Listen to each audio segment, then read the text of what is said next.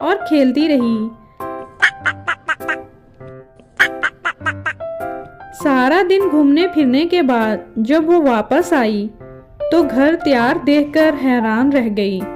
नीर ने सारा दिन मेहनत करके घर बनाया और पिंपल बने बनाए घर में हिस्सेदार बन गई, लेकिन नीर ने उसे कुछ ना कहा। नीर के इस अच्छे रवैये पर भी पिंपल ने अपने तौर तरीके ना बदले।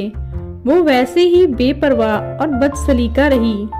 सारा दिन वो इधर उधर फिरती रहती, कभी जानवरों से लड़ पड़ती, अपने अंडे भी संभाल के ना रखती, जंगल जाती तो वहीं अंडा छोड़ आती। इन यूं ही गुजरते गए। एक शाम नीर और पिंपल तालाब के किनारे बैठी थीं कि ऊपर से उन्हें कुछ चमकती हुई चीजें अपनी तरफ आती नजर आईं। पिंपल ने उन्हें देखकर नीर से कहा,